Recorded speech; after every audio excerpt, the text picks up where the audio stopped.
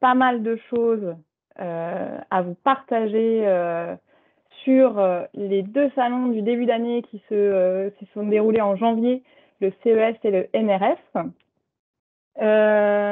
Donc c'est parti. Et puis pour votre information, j'ai donc lancé un enregistrement. Si certains collaborateurs chez vous avaient envie de suivre et qu'ils ne pouvaient pas être là, il y aura bien un replay disponible sur le site d'ADN West. Donc, je me présente, Aurore Viau. Moi, je suis en charge de toute la partie innovation au sein d'ADN. Et puis, je vais passer rapidement la main à Franz et Emeric qui vont m'aider à animer cette session avec nous pendant 1 heure. Franz ? Bonjour à tous. Effectivement, Franz Jarry. Donc, moi, je suis le directeur général d'ADN West et ADN Booster. On est ravis d'être là. Moi, je suis d'autant plus ravi aujourd'hui qu'on est sur un petit événement qui est dans les fondamentaux de ce qu'est ADN, c'est-à-dire voilà, les adhérents qui ont des idées, des propositions et qui s'impliquent pour en faire profiter toute la communauté et tous les autres adhérents. C'est comme ça que ça marche aujourd'hui. ADN est ce qui en fait sa force. Et pour le coup, il y a un mois, je reçois un petit coup de fil d'Emeric de Delaware qui se présentera juste après. Et puis qui me dit, tiens, on pourrait pas faire un truc il y a quelques années, on avait fait un petit Rex NRF, CES, c'était super, on peut pas refaire ça. Je dis, bah, ok, cool, on tente un truc. On y va, et puis voilà, on a monté ça. Ça tombait bien parce qu'on a Alexandre qui est allé dans le cadre du booster et puis Delaware avec qui on bosse depuis de nombreuses années. Donc, génial. C'est l'exemple même de ce qu'on cherche à faire chez ADN par les adhérents, pour les adhérents. Donc, ravi d'être là avec vous aujourd'hui. Emeric, je te laisse du coup te présenter. Merci Franz. Merci aussi pour le slide qui a tendance à te rajeunir et moi à me vieillir. Je trouve ça assez bien vu de la part d'Aurore. Faut pas toujours faire confiance à l'IA, hein, voilà. Ça rajeunit encore plus Aurore. Enfin, je dis ça. C'est ça, exactement. Non, merci à vous de vous connecter. Merci à ADN de hoster ce beau rendez-vous. En effet, en 2018, Franz m'avait lancé sur le sujet et on avait saisi la balle. Et là, cette année, c'est moi en effet qui suis revenu vers ADN. C'est une super opportunité. Ça se fait facilement. Merci ADN de promouvoir ça avec autant de souplesse, d'agilité. Cet exemple-là est un exemple en effet de la manière dont on peut utiliser la plateforme ADN d'une part, et d'autre part, on a eu aussi pas mal de succès avec ADN sur un programme qu'on avait lancé avec différents partenaires clients, DSI et aussi ESN, notamment avec Invest in Digital People. Donc à nouveau, grand merci à ADN de tout ce que vous nous permettez de faire. Voilà. Et un grand merci à Aurore pour avoir préparé tout cet événement avec du boulot jusqu'à encore tard hier soir. Merci Aurore. Ouais, bah avec plaisir. Et puis, je vais vous les présenter tout de suite. Mais d'abord, je ne l'ai pas fait tout seul, hein, cet événement, bien évidemment, avec tous les adhérents qui ont contribué. Je vais vous les présenter tout de suite. Petite bonne pratique pour que ça se passe bien. Donc, bien sûr, j'espère que vous avez votre petit café, votre petit jus pour être confortable. On a fait en sorte que ça dure 1 heure, donc vous n'aurez pas besoin de répondre à vos mails en même temps. Ce sera hyper interactif. Puisqu'on vous propose, pendant que les intervenants vous présentent un petit peu leur retour d'expérience, que vous puissiez néanmoins réagir via le module questions-réponses si vous voulez poser des questions, ou voire même partager vos expériences dans le module converser.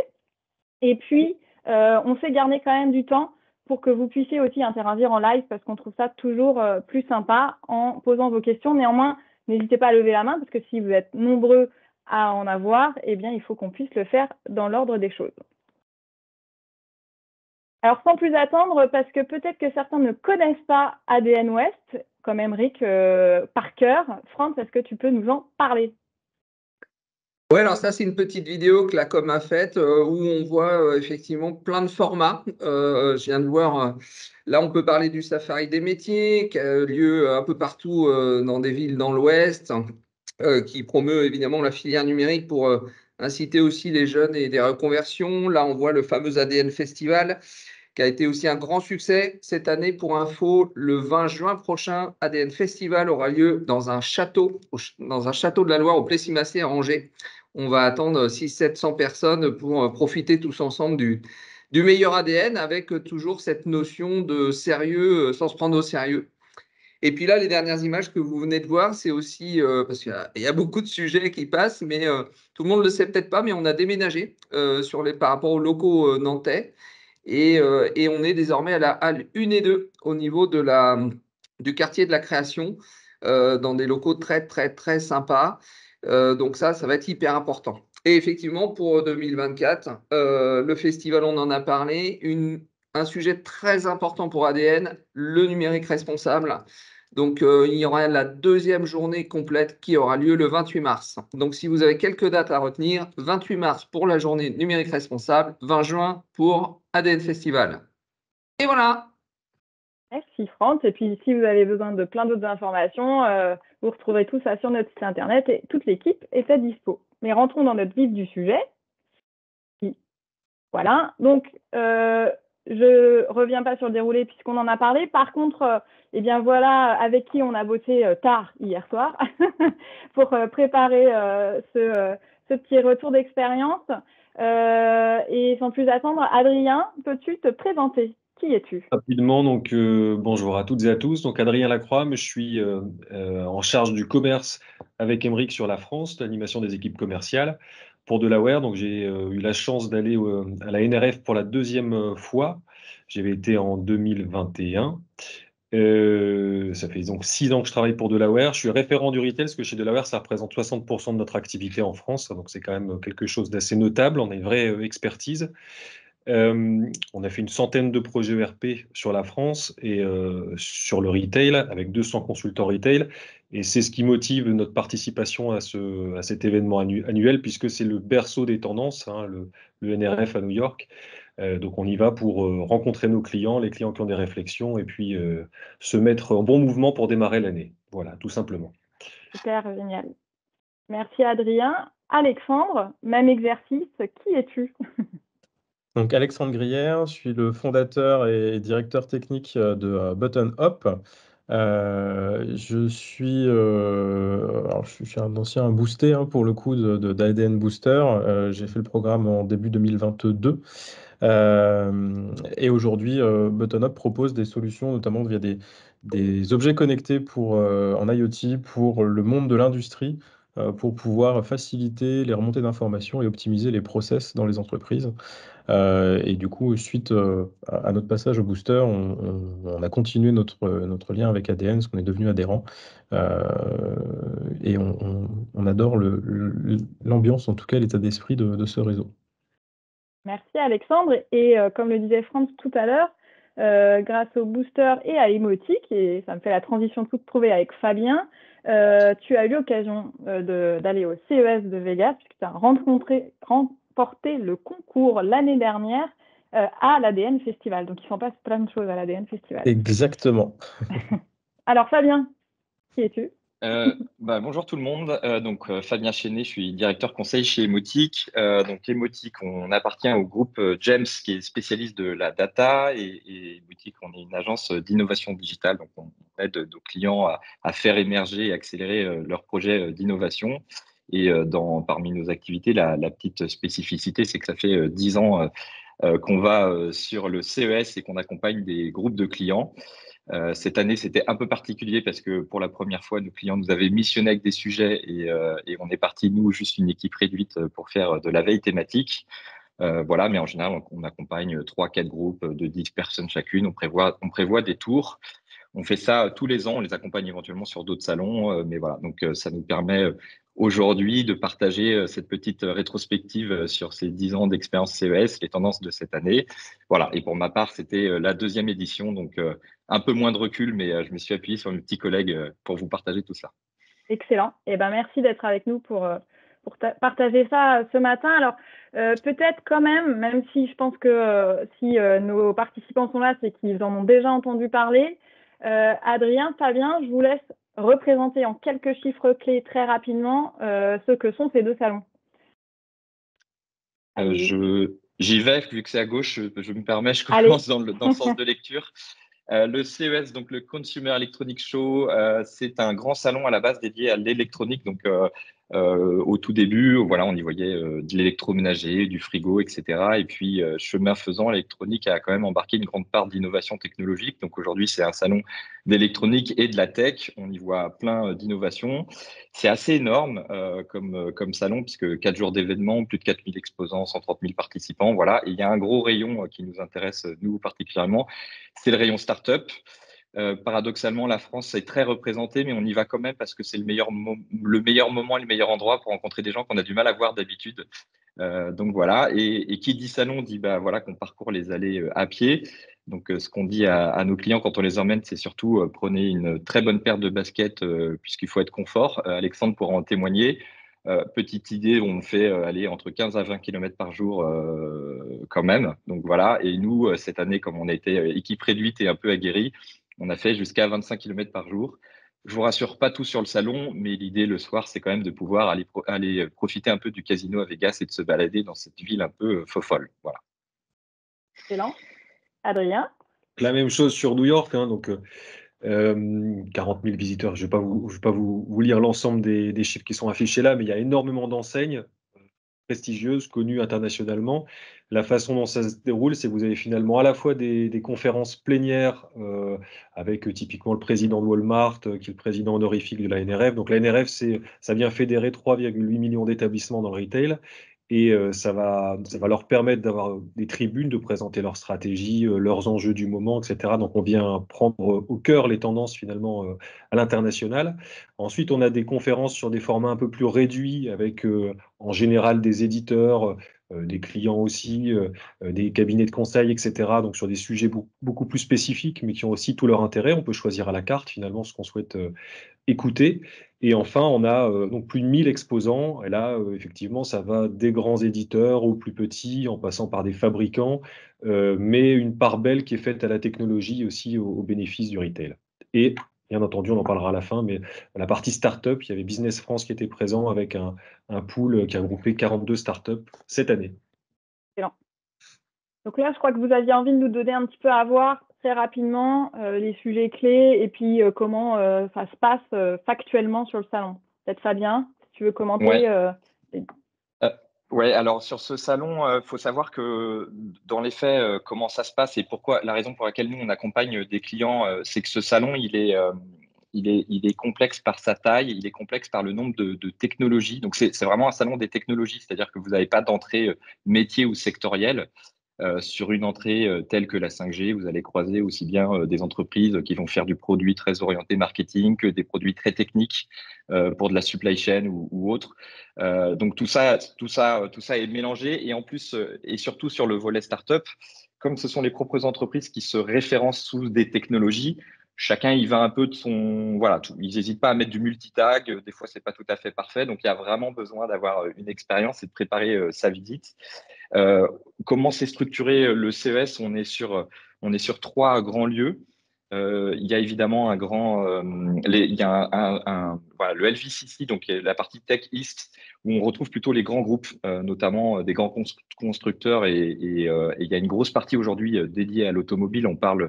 Le CES est même devenu pour certains le car show. Vraiment, c'est devenu une part très importante et on retrouve là les gros constructeurs. Ça va des grands constructeurs télé, électronique, voilà, je disais jusqu'à la mobilité, etc. Donc là, on a plutôt des beaux stands bien faits et bien impressionnants avec de belles démonstrations. Et puis on a un volet plus start-up et scale-up. Donc c'est la partie qui se situe en plein cœur du nouveau Vegas, donc sous l'hôtel du Venetian. Donc l'hôtel du Venetian, c'est un hôtel qui reprend et qui a refait par exemple la place Saint-Marc de façon un peu Walt Disney. Donc voilà. Alexandre va nous mettre des petites vidéos, ouais.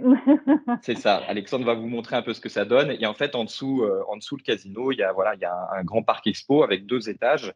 La partie la plus basse, elle est vraiment dédiée aux startups et ça va vraiment du petit kiosque où des sociétés nous présentent à peine un PowerPoint jusqu'à des démonstrateurs, des robots, voilà, des petites choses que je vous ai mis pour vous montrer un peu à quoi ça ressemble. Et puis, quand ça se passe bien, en fait, des startups, on peut les suivre l'année d'après ou quelques années après, elles montent à l'étage du dessus où là, on a plus des scale-up, donc ces entreprises un peu plus installées et avec des démonstrateurs, des stands un peu plus grands. Et puis surtout, alors, sur la partie startup, ce qui est très impressionnant, c'est que les startups sont beaucoup regroupées sous pavillon. Donc la French Tech a évidemment une belle part, comme je le disais tout à l'heure, mais ça permet aussi de voir un peu les tendances et les sujets, comment la technologie est orientée sociétalement et culturellement. Et ça, c'est assez intéressant. Ça permet voilà, aussi un peu de faire le niveau là-dessus. Et donc voilà. Et donc pour finir un peu l'anecdote, ça serait juste se dire, par exemple, WeThings, entreprise que vous connaissez sûrement, sur 10 ans, mes petits collègues ont pu voir WeThings grimper tous les étages et aujourd'hui ils sont LVCC, donc sur la partie grand groupe bien installé avec un beau stand. Excellent. Et du côté NRF, comment ça se passe? Côté NRF, donc ça dure 3 jours de conférence, du dimanche au mardi.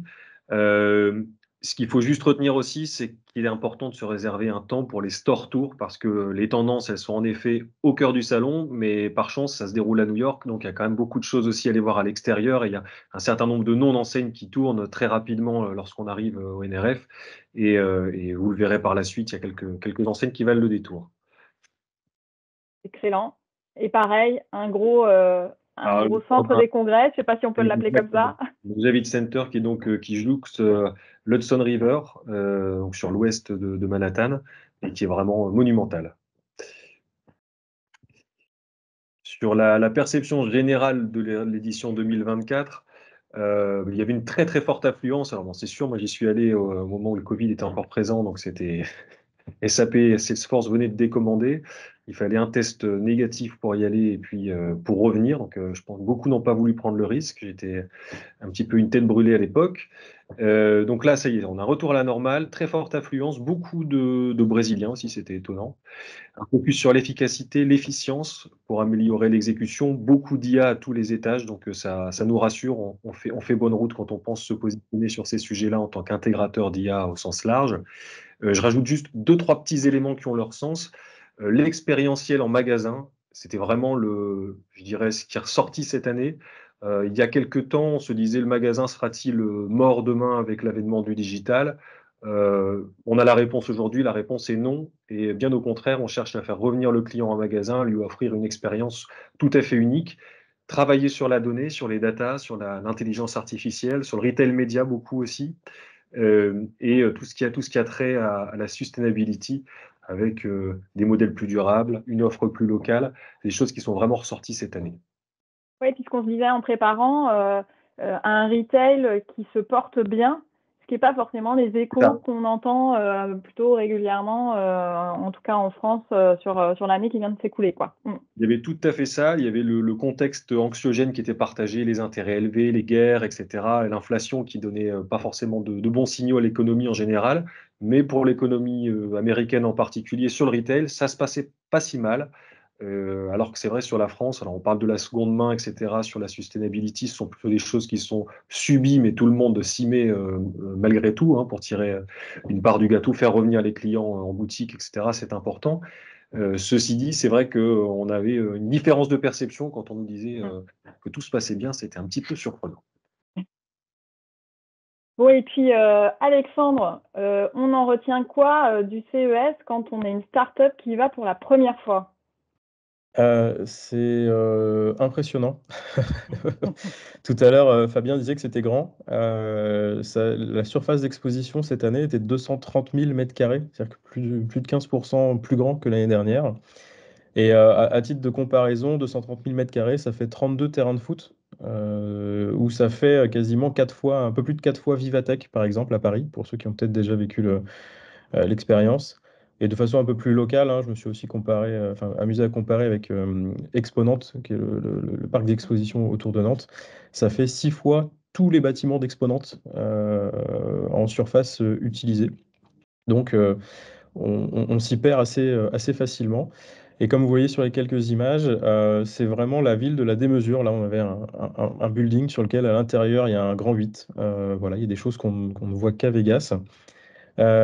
C'est aussi une ville sur laquelle il y a beaucoup d'écrans. En fait, vous sortez n'importe où, vous avez des écrans géants. Et quand on dit écran géant chez nous, c'est des 4 par 3. Là-bas, vous multipliez par 2 ou 3 à chaque fois toutes les choses.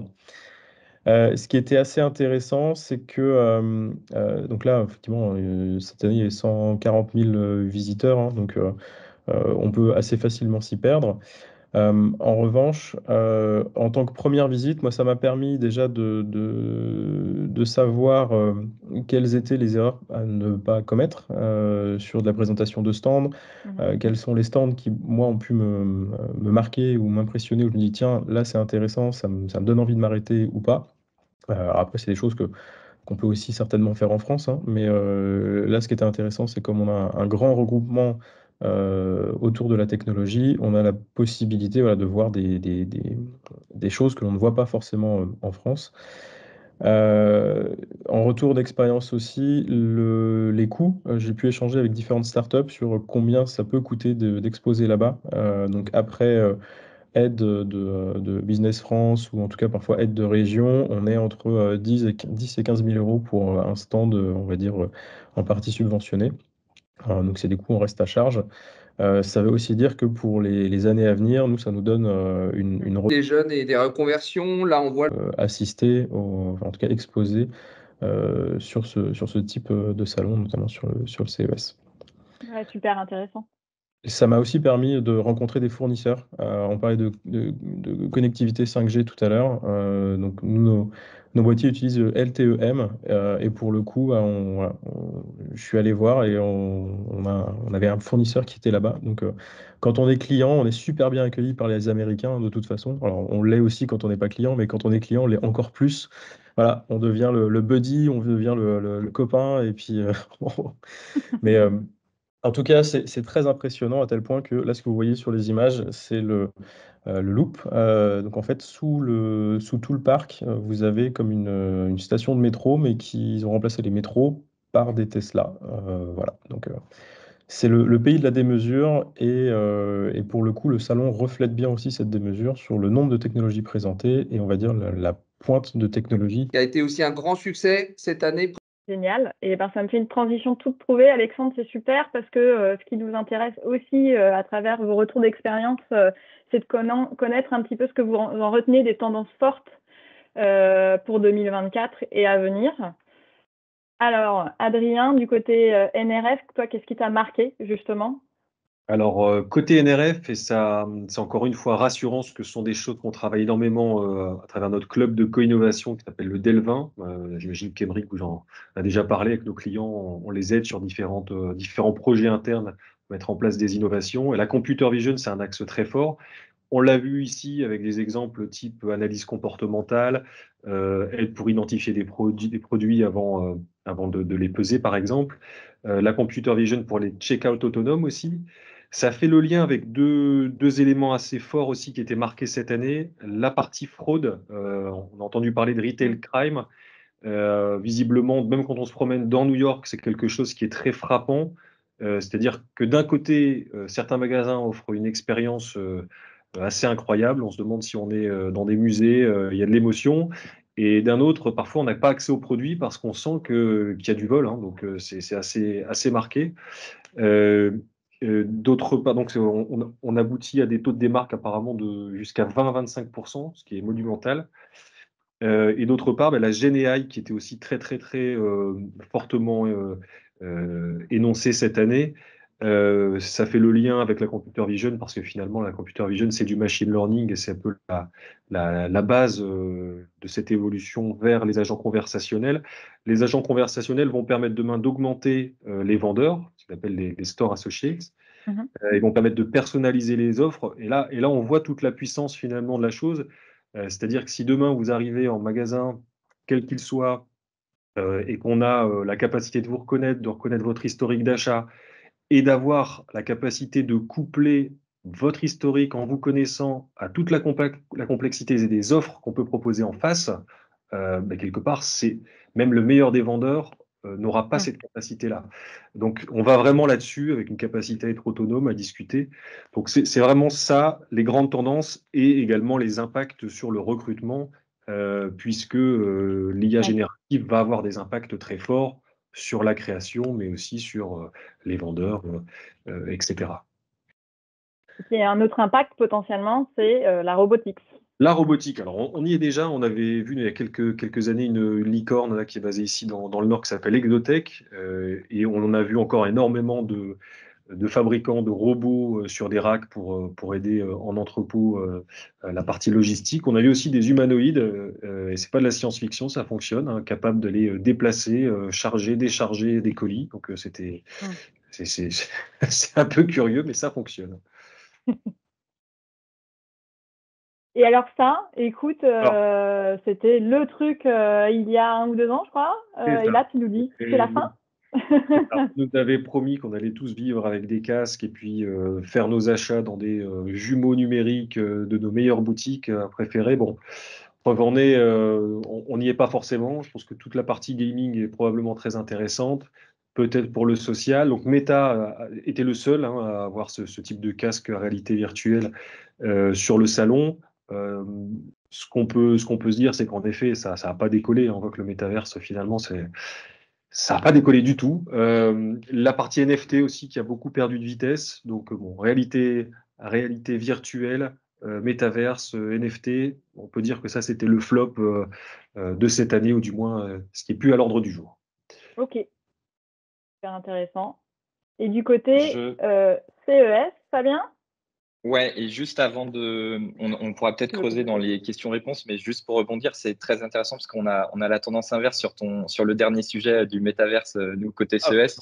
C'est-à-dire, c'était le grand flop de l'année dernière. Et en fait, on a le mythe du métaverse, un seul métaverse pour tout le monde, avec un jumeau numérique qui va être notre moi un peu ludifié et qui va comme ça prospérer dans cet univers. En effet, ce mythe-là est tombé. Par contre, nous, et c'est peut-être le biais parce que les clients qui nous ont missionnés sont sur des besoins très industriels, très métiers. On a vu vraiment des beaux cas d'usage, notamment une société qui s'appelle MetaVu, qui ne fait que grimper et qui, en fait, aujourd'hui, la tendance, nous, sur le métavers, c'est il n'y a pas un ou deux métaverses qui vont se battre, mais on a autant de métaverses qu'on aura quasiment de cas d'usage ou d'entreprise avec des besoins très spécifiques. Et en effet, du coup, on sort de l'expérience shopping. Donc, c'est pas étonnant qu'au NRF, du coup, vous l'ayez moins eu, puisque voilà. Mais sur des expériences collaboratives, nous, sur des métiers pour apprendre à peindre, pour s'entraîner sur du changement d'extincteur, etc., on a vu des cas d'usage qui existent déjà, mais là où ils ont poussé le cran d'un point de vue technologie et facilité d'accès. Donc c'est là où c'est intéressant de comparer ces deux salons sur les tendances. Techno n'est pas mort. Voilà, c'est ça. Techno n'est pas morte, mais on aura autant de CES que tu auras de BU quasiment dans les grands groupes. Et enfin, en tout cas, nous, on en est assez convaincus. C'est un peu ce qu'on nous demande aujourd'hui. Côté CES, bah, évidemment, c'était l'IA partout. T'en as un petit peu parlé, c'est ça, il y a des effets de mode, c'est-à-dire, il y a quelques années, c'était la blockchain, en veux-tu, en voilà, le NFT, et puis qu'est-ce qu'il en est quelques années après? C'est-à-dire, en gros, une fois que le marketing de la tech est un peu passé dessus, qu'est-ce qu'il en reste? Là, c'était ça, et c'était un peu la crainte de se dire, n'importe quel stand pouvait parler d'IA, mais qu'est-ce qu'on en retient? C'est quoi les cas d'usage? S'ils mettent du chat GPT juste sur leur solution, est-ce que ça fait le job ou pas? Là, pour le coup, cette tendance, on est allé un peu au-delà de la tendance marketing. Elle était vraiment présente. En tout cas, elle était intégrée par des cas d'usage. Et nous, on a retenu 3 choses autour de l'IA. Déjà, pas d'IA qualitative sans données de qualité. Et là, je me réfère au groupe James avec qui nous a intégrés il n'y a pas longtemps, qui se dire que on était assez impressionnés, notamment qu'il y ait autant de data. Ça, il y en a toujours eu, mais elle a été souvent un peu pas contrôlée, pas maîtrisée. Là, ce qui est intéressant, c'est que la data, elle devient personnalisée, propriétaire. On revient sur une notion qui a été à la mode il y a quelques années de jumeaux numériques. C'est pour ça que je vous mettais l'exemple de WeSing et de son BIMO. WeSing a présenté son nouveau produit qui est en fait une espèce de petit outil qui vous fait un premier niveau de diagnostic médical pour vous faire du contrôle avec l'application qui va bien, etc. Donc l'année dernière, ils avaient présenté un outil qui contrôlait les urines installées sur vos toilettes. C'était un peu moins qualitatif, on va dire un peu moins ambitieux. Cette année, ils le sont beaucoup plus. Et ce qui est plutôt intéressant, ce que ça traduit derrière, au-delà de l'efficacité de l'outil, c'est qu'en fait, oui, on va faire confiance à des marques, à des constructeurs sur la data, mais on va vraiment venir se l'approprier, cette data, et on va dire l'interconnecter avec d'autres systèmes. On va être le premier bénéficiaire, mais surtout le premier propriétaire. Et donc, on descend un peu du mythe des GAFAM qui vont venir piloter toutes nos données et on ne sait pas trop ce qu'ils vont en faire. Et il y a un vrai mouvement comme ça de décentralisation. Juste pour terminer l'anecdote, on se dit que tous les 10 ans, il y a une innovation majeure au CES qui vient un petit peu ponctuer, en tout cas donner la grande tendance sur les 10 ans à venir. Voilà, il y a eu la tendance du social media, il y a eu tout ça. Là, on se dit, cette année 2024, on devait être aux 10 ans, on n'est pas sûr de la tendance, ça pourrait être la déconcentration. Et donc, c'est le point de mon deuxième sujet sur l'IA. Ce qu'on a beaucoup apprécié, nous, c'est plus technique comme point, mais ce qu'on appelle l'IA on Edge ou le cloudless IA. C'est-à-dire, en gros, tout simplement pour vulgariser, c'est comment on va venir embarquer l'intelligence artificielle au plus proche de votre hardware. Vous voulez faire de la ville connectée, vous allez le mettre sur vos caméras de circulation et plutôt de prendre tout comme un système très puissant et un programme qui va être un peu long et lourd à déployer, on va venir comme ça plugger de la caméra là où il y en a besoin, qui embarque l'intelligence artificielle. Et donc nous, ça nous intéresse beaucoup parce que ça veut dire quoi sur des contrôles qualité en sortie d'usine, sur des clients qui vont sur le terrain et qui ont besoin ponctuellement de cette assistance-là, ben, on va l'embarquer. Donc c'est l'objet là de DeepX qui fait en effet du computer vision. Donc ça rejoint ta tendance.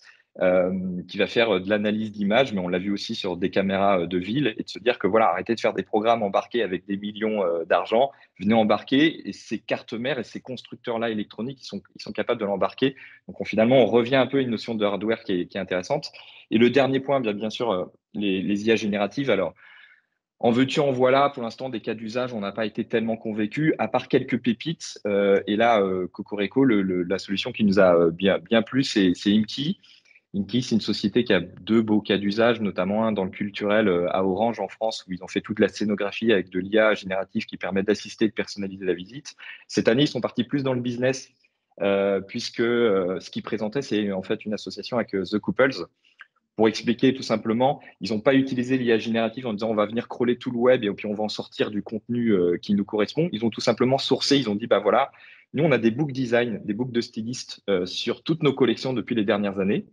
On va demander aux IA génératives de venir nous filtrer, faire des propositions, et les stylistes vont partir sur ces propositions, les sélectionner et partir pour faire la nouvelle création. Donc c'est là où c'est intéressant, c'est-à-dire que là où ça peut faire peur au métier de la créativité, finalement on leur a dit, bah, finalement c'est une nouvelle créativité, c'est une nouvelle source d'inspiration, mais vous gardez bien votre métier de styliste. Et évidemment, il n'y avait pas tellement d'effets démo sur le stand, mais on a pu les voir à une petite conférence, un keynote le soir, et échanger avec eux, et c'était assez intéressant les cas d'usage. Donc l'IA générative, sourcée pour une entreprise, mais bien appliquée à leur domaine avec toute la puissance des langages parlés. Voilà. Yes. Et puis, du coup, pour faire plus rapide, en fait, évidemment, le CES, comme je disais, il y a plein de technologies, il y a plein d'entrées selon vos besoins métiers. Vous allez pouvoir y interpréter plus ou moins de thématiques qui trouvaient plus ou moins d'entreprises.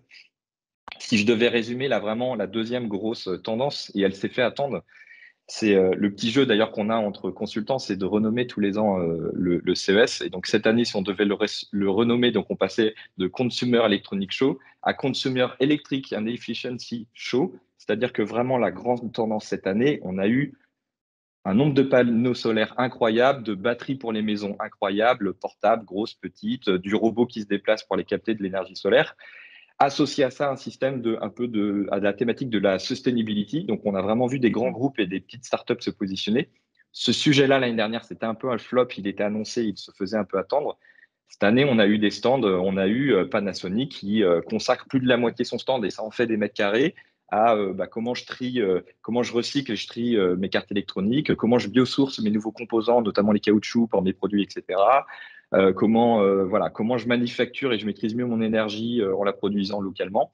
Et donc, les grosses thématiques, en tout cas sur la partie énergétique qu'on a retenues, c'est évidemment les nouvelles sources d'énergie.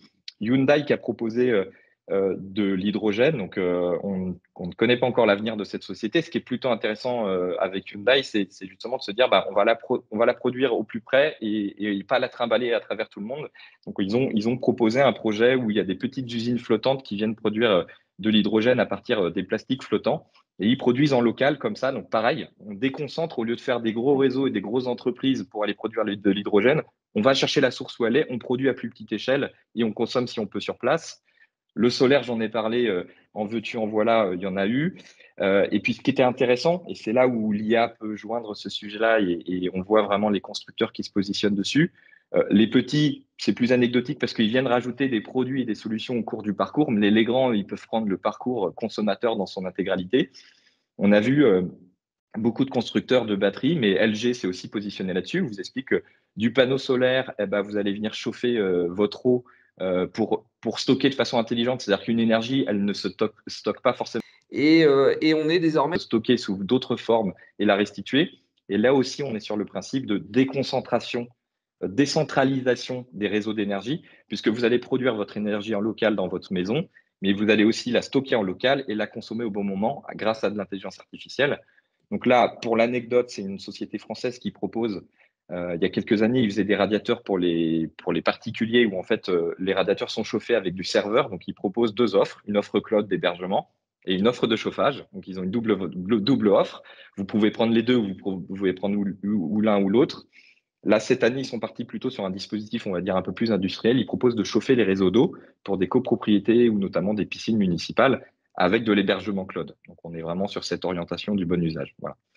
Excellent. Donc, si même dans le pays des paradigmes à Las Vegas, ça y est, ils prennent un petit peu, en tout cas, on voit les participants, les exposants prendre le sujet à bras le corps, quoi. Alors, on reste à Las Vegas parce que certains panneaux solaires étaient posés sur des pick-up. Donc, voilà. Voilà, merci Alexandre. C'est exactement ce que j'allais dire. C'est très américain comme salon. Donc, nous, quand on dit on voit la tendance, on ne se dit pas, le monde va être sauvé. Quand vous êtes à Vegas, on peut être sceptique sur le futur de notre planète. Je veux dire, ils vont jusqu'à chauffer des rues à ciel ouvert. Donc, on peut se poser des questions sans être moi réalisateur. Évidemment, on est dans une ville très particulière. On se dit juste que dans les constructeurs, même les plus grands constructeurs de batteries, évidemment, comme le disait Alexandre, et j'ai pas mis la photo, mais ils vont installer un panneau solaire géant sur un pick-up. Je ne suis pas sûr que ça perce en France, très honnêtement, et dans le Grand Ouest, pas plus. Par contre, ce qui est intéressant, qu'est-ce que ça traduit derrière, c'est qu'en fait, des grands constructeurs de plusieurs pays vont travailler sur ce qu'ils appellent la smart home, et notamment ce qu'a fait Tesla depuis des années, de comment j'intègre une batterie pour toutes les productions, et notamment les énergies solaires de ma maison, pour les restituer en temps et en heure auprès du bon électroménager et couvrir toutes les plages horaires de ma journée. Donc c'est pareil, on ne redistribue pas dans le réseau central. On est autosuffisant, on fait de l'autoconsommation et on stocke grâce à la batterie. Voilà. Donc le petit robot à gauche, c'est un petit robot autonome qui va se déplacer pour essayer de trouver la meilleure source d'énergie solaire avec des panneaux qui peuvent se déployer. Et à droite, j'ai de la société Bluetti qui vous propose le kit complet. Vous pouvez charger votre voiture, vous pouvez faire fonctionner votre grille-pain. La batterie est là, connectée à votre système pour rendre votre maison plus smart. Voilà. Excellent. Je vois l'heure qui tourne, on va essayer d'avancer un petit peu plus vite pour laisser la place aux questions s'il y en a. Donc passons peut-être, alors je vous avais un peu challengé sur les pires choses que vous aviez vues, donc le panneau solaire sur les pick-up, je pense que ça devait être assez marrant, ou en tout cas les faits marquants. Pardon ? L'image est dans le chat. Merci Alexandre. Toi, Adrien, tu voulais nous faire part d'un peu d'expérience poussée jusqu'au bout, justement dans le retail. Voilà, donc lors des store tours, on a vu un certain nombre de magasins. Celui-là a particulièrement retenu mon attention, donc c'est Swarovski. Alors, il vient notamment faire ressortir deux tendances aussi qui étaient pas mal évoquées. Une tendance à la premiumisation. Moet Hennessy l'a beaucoup évoqué aussi avec son patron Philippe Scholz qui était intervenu et qui expliquait que pour apporter de la valeur, il fallait aussi rehausser le lieu de vente. Et en effet, quand on a un produit premium, il ne se vend pas à côté des produits d'entrée de gamme ou milieu de gamme. Donc là, Swarovski l'a pleinement saisi. On a l'impression de rentrer dans un musée. Honnêtement, il se passe quelque chose. Moi, j'avais l'impression d'avoir 6 ans et d'arriver à Disneyland. Alors que bon, je suis pas a priori dans le cœur de cible de ce type de boutique, mais c'était très sympa. Et vous le voyez aussi, la deuxième tendance, c'est tout ce qui est partenariat. Alors, on a retrouvé notamment des pulls Puma avec des cristaux Swarovski. Vous voyez là une figurine Marvel. Et donc, le côté premium, en effet, quand on voit qu'on a ce genre de figurine vendue 230 000 $, on est loin du côté accessible de Swarovski, puisqu'on peut aussi acheter des choses tout à fait accessibles. Et dans la même ambiance, peut-être, Fabien, j'essaye de varier un peu d'une conf à une autre, pas mettre les mêmes sujets. Ça, c'est plutôt fait marquant de cette année et comment on était impressionné. Cette année, le CES tous les ans, c'est quand même, il y a une grosse partie dédiée aux écrans LED souples, nouvelles formes d'écran, etc. Parmi les grosses innovations, on avait déjà vu des écrans transparents depuis des années, mais là, LG a sorti le grand jeu. Si vous voyez la photo à droite, c'était vraiment un énorme mur, les écrans bougeaient en profondeur. Enfin voilà, c'était un grand show des écrans. Et les cas d'usage, ils sont assez intéressants. Nous, on avait bien aimé la petite vitrine augmentée pour notamment les bakeries, pour aller choisir votre produit, voir ce qu'il y a comme produit allergène dedans, etc. Tendance qui se confirme, parce que là, j'étais il y a 2 jours à l'ISE à Barcelone, donc le grand salon de l'intégration technologique qui est très porté sur ces objets-là, et on en a revu d'autres. On se dit que ça, c'est un fait marquant. Au-delà de la tendance technologique, c'est toujours très impressionnant. J'ai évidemment laissé de côté, j'en ai mis quelques-uns, mais les grandes voitures, les tractopelles autonomes, etc., puisque à chaque stand, vous pouvez en trouver. Mais voilà, ça c'était vraiment fort pour nous et captivant. Yes. Alors, toujours dans le style à l'américaine, Adrien. Mais ça, c'était aussi assez incroyable. Alors là, vous arrivez dans un endroit, donc c'est vraiment le paradis des animaux de compagnie. Euh, Les Américains s'y promènent avec leurs chiens. Alors, vous rentrez sur la gauche, il y a le barbier pour chiens. Vous avez vraiment avec de quoi s'installer confortablement. Il y a des baignoires, il y a une partie self-wash pour aussi laver vos animaux de compagnie vous-même. Il y a des cuisiniers qui concoctent des plats préparés pour chiens avec des produits frais, des friandises. Vous pouvez vous prendre en photo avec votre animal préféré, adopter. Il y a un vétérinaire. Qu'est-ce qu'il y a d'autre? Vous pouvez acheter également des vêtements pour être parfaitement assorti à votre animal de compagnie. Ils vendent aussi des assurances. Enfin bref, c'est vraiment un lieu de vie pour les animaux de compagnie. Tout se retrouve au même endroit. C'est un modèle qui est duplicable probablement dans d'autres pays également, pourquoi pas en France. C'était vraiment le fait marquant innovant pour cette année. Et du coup, sur le CES, alors c'est du robot en veux-tu, en voilà, parce que c'est vraiment, et notamment, il y a des endroits où on en croise à tout bout de champ, des caddies de golf qui vous suivent, vous ne savez pas pourquoi, etc. Ce qui est toujours marrant avec les robots, c'est que, en effet, pour l'industrie, et t'en parlais, Adrien, voilà, pour faire de la logistique, du déplacement de charges lourdes, il y a des choses assez intéressantes. Nous, on est assez perplexes, et en tout cas, ça nous fait assez sourire chaque année. Je vous ai pas mis les pires, mais le petit robot qui vous fait le cocktail, surtout que la moitié du temps, il foutait plein de glaçons à côté. Il y avait toujours plein de monde devant ce stand. C'était un craquage total, mais il était sympa. Il était un peu typé Pixar, voilà, donc c'était assez sympa. Et pour être un peu plus sérieux, et ce qui marchait dans le rayon startup, la petite poussette autonome. Donc cette poussette-là, elle berce votre enfant s'il n'arrive pas à s'endormir. Elle vous suit dans la rue. Alors il faut avoir confiance, c'est-à-dire il faut accepter qu'on ne voit pas son enfant. Mais voilà, elle a un système de lidar devant qui fait qu'elle vous détecte. Et puis vous avez une petite télécommande dans la poche qui prend le relais au cas où vous croisez quelqu'un et que ça coupe le signalement.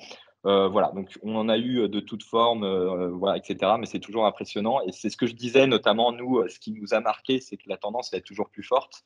Ce qui est vraiment impressionnant, j'ai pas mis de personne à côté, mais vous voyez voilà, ce Hyundai, ce tractopelle Hyundai totalement autonome, il est géant, il occupait une place énorme dans le stand. Et vous imaginez une machine comme ça qui travaille toute seule. Alors il faut vraiment faire confiance et que les capteurs soient bien pertinents, et qu'il n'y ait pas de dysfonctionnement, de coupure 5G. Mais on avait ça, et c'est toujours impressionnant de se dire, bah voilà, si l'avenir est fait de ça demain. Notamment dans le TP ou l'agriculture, on va vraiment rentrer dans la science-fiction qu'on a connue il y a quelques années. Excellent. Et puis, Des trucs ludiques. pour finir, à l'image de Las Vegas, c'est-à-dire le CES, c'est toujours le salon aussi du what the fuck. Il y a toujours des trucs un peu qui servent à rien. Donc là j'ai été soft, mais on a pu passer quelques minutes à regarder un combat de drone, un match de drone. Donc pour ceux qui connaissent un peu l'univers Harry Potter, ça se joue un peu comme le Quidditch. C'est des drones dans des bulles en plastique pour les protéger. Et il y a un drone qui doit aller traverser l'anneau coloré que vous voyez, et tous les autres drones doivent juste lui taper dedans pour lui faire changer de trajectoire. Donc voilà, ils sont tous avec leur télécommande, ça fait un bruit d'enfer. Et puis, il y a une espèce de match comme ça qui se met en place. Donc ça, c'est le côté un peu rigolo et ludique. Et puis après, il y a forcément des trucs qui ne servent vraiment à rien. Alors, je vous ai épargné le chauffe-zizi connecté, vraiment vendu comme ça voilà, mot pour mot vendu comme ça dans sa version française. J'ai fait plus soft. Je vous ai mis la tireuse à bière autonome, donc petite tireuse à bière qui vous suit. Vous avez un événement, un mariage, que sais-je, bah voilà. Franchement, Très c'est très utile, utile. elle vous suit, elle est voilà, autonome, elle fait le job. Et puis à droite, vous aviez la petite plante qui réagissait avec une petite part d'intelligence artificielle. Donc cette plante, elle réagit à comment quelle est votre attitude, quel est votre comportement. Et en fonction de ça, elle va se mettre à tourner, elle va se mettre à chanter. Donc, pur produit asiatique, je crois qu'on était sur Singapour. Ça clignote de partout, ça chante, ça me crie dessus, c'était rigolo. Et donc, ça faisait son petit effet. Ça pourrait marcher sur les marchés de Noël, en effet. Et du côté NRF, Adrien? Donc moi, les éléments qui m'ont marqué, alors on est toujours chez les animaux de compagnie, on a le petit lien de Boston Robotics là, qui était présenté par AT&T comme étant une solution pour de la surveillance de bâtiments. Donc bon, je suis un peu sceptique, mais admettons. Hein. Je pense qu'il est peut-être plus simple de mettre des caméras le long de son bâtiment de façon fixe, parce que là, le risque, c'est peut-être de voir disparaître l'engin. Et puis pas mal d'écrans aussi, dont un écran qui permettait d'interagir avec un hologramme. Donc visiblement, c'est quelque chose qui est assez connu sur la région ouest avec la vitre. Là, on était vraiment sur une qualité très haute définition. La personne était dans un environnement type studio, donc elle nous entendait, elle nous voyait pareil de la même façon, taille grandeur nature. Et bon, ça a suscité pas mal d'intérêt des retailers pour se dire, tiens, pourquoi pas permettre à certains vendeurs spécialistes de pouvoir interagir dans plusieurs magasins en même temps, etc. Et puis, pour tout en haut à droite, plutôt l'homme sandwich. Alors, c'est probablement pas quelque chose d'ultra récent, puisque c'était pas présenté sur le salon, mais plutôt à l'entrée en guise de publicité. Mais ça m'a fait sourire. Je me suis dit, c'est l'homme sandwich des temps modernes. Voilà pour ma part. Merci Adrien. Alors, du coup, je vous propose qu'on essaye de prendre juste 2-3 minutes pour parler des startups et laisser la place aux questions des participants. Du coup, Alexandre, toi, tu en es une startup. Voilà, déjà en intro, juste qu'est-ce que ça t'a évoqué?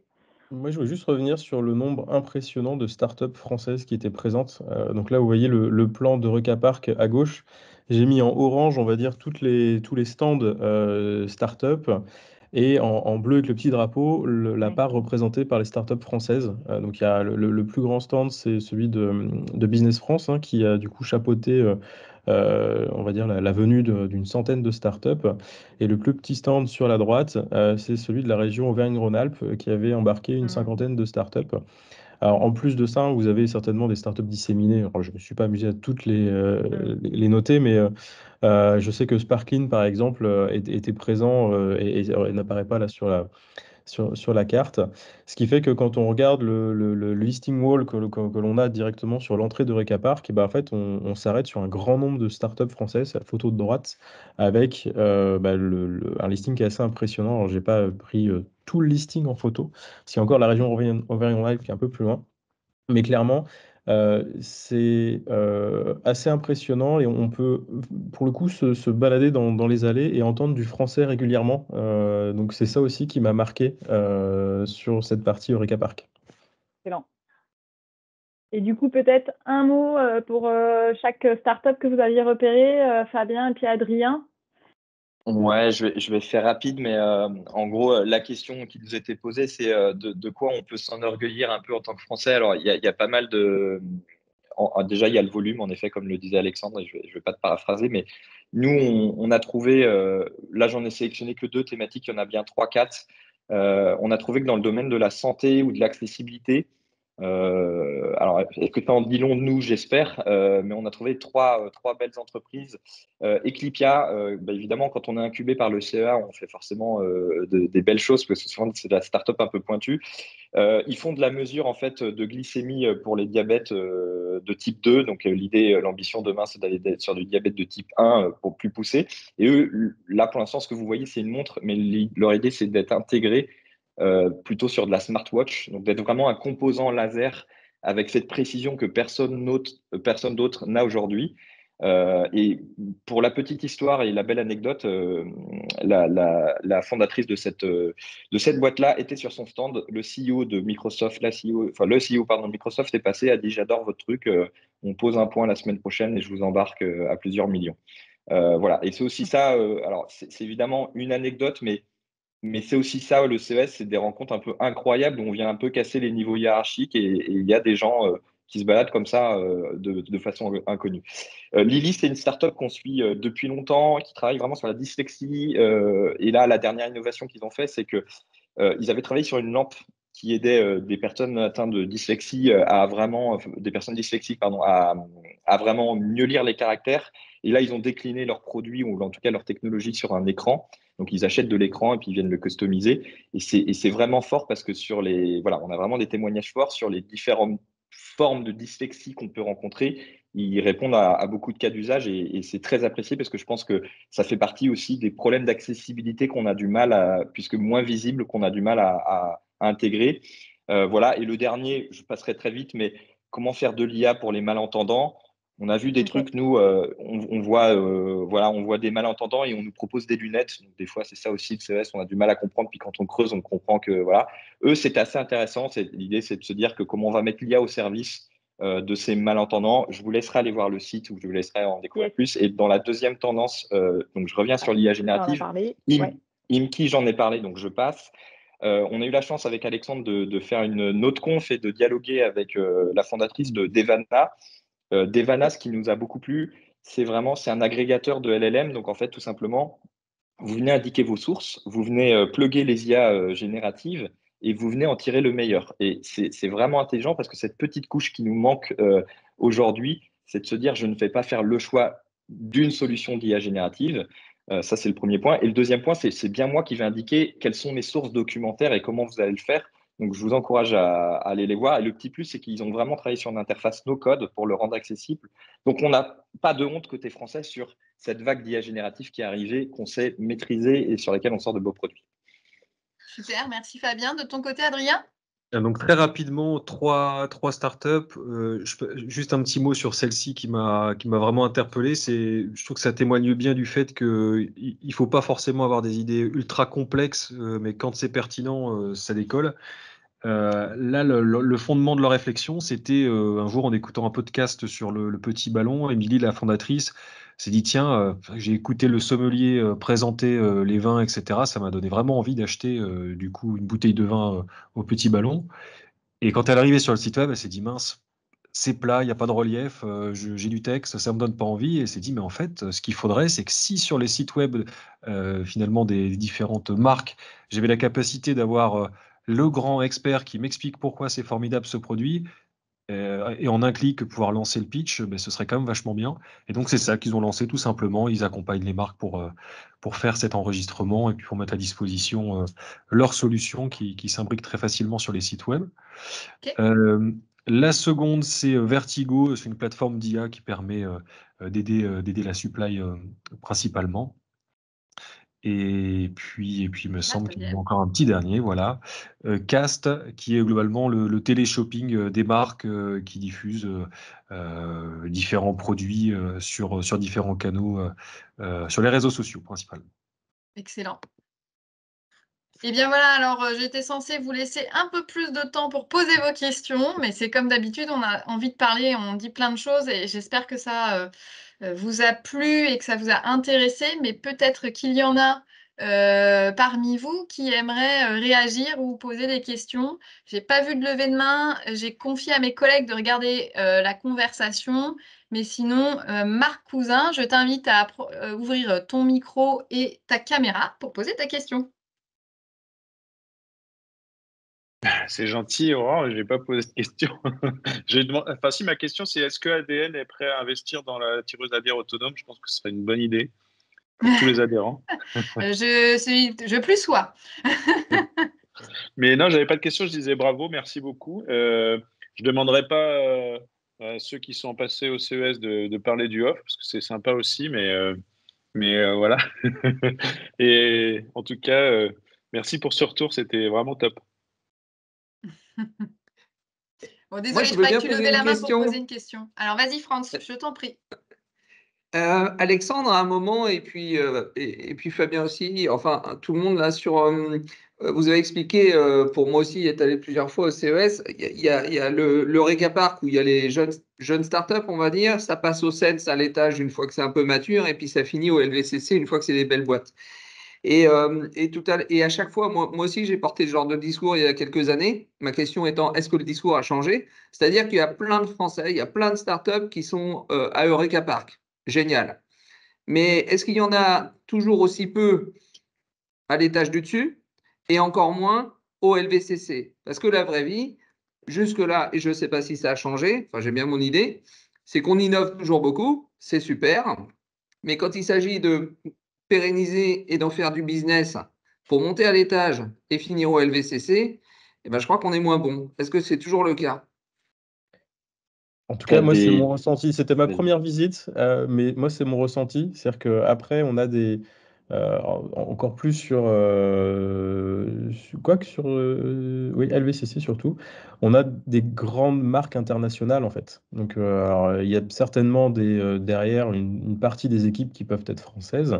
Mais quand on prend du Sony, du Panasonic, etc., enfin, on se. C'est tellement devenu des grandes entreprises qu'on ne sait même pas d'où vient l'innovation. Peut-être qu'elle est française derrière sur ce qui est présenté, hein, mais pour le coup, on ne le voit plus. Et évidemment, pour compléter, évidemment, il y a un filtre. Moi, je disais, je pense que c'est un club de happy few, de ceux qui percent. Donc, il y a des startups qu'on croise tous les ans, qui changent de produit, où on voit que ça monte en gamme, vraiment. Ouais. Maintenant, sur Sens, j'en ai vu pas mal. Et tu vois, en me faisant un peu l'historique des livres blancs qu'on sort, tu les retrouves.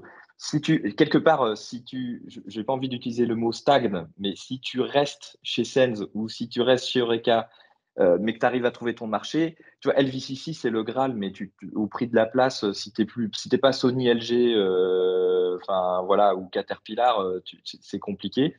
Et j'ai vu des beaux stands français sur Sens, sur des solutions qui sont matures, avec des beaux cas d'usage. Pour moi, la différence, c'est pas tellement est-ce que tu as réussi ou pas, c'est plutôt de se dire Eureka, c'est vraiment le royaume du possible. Ça veut dire que t'as pas forcément, derrière les boîtes, tu n'as pas forcément encore beaucoup de clients ou beaucoup de cas d'usage. Des fois, ils en ont, mais c'est comment être inventif pour se dire cette solution me plaît et je peux l'intégrer dans mon business.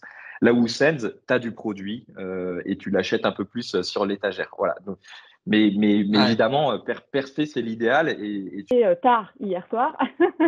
Bah, WeSings, la taille du stand au LVCC était vraiment pas ridicule, hein, cette année, l'année dernière déjà.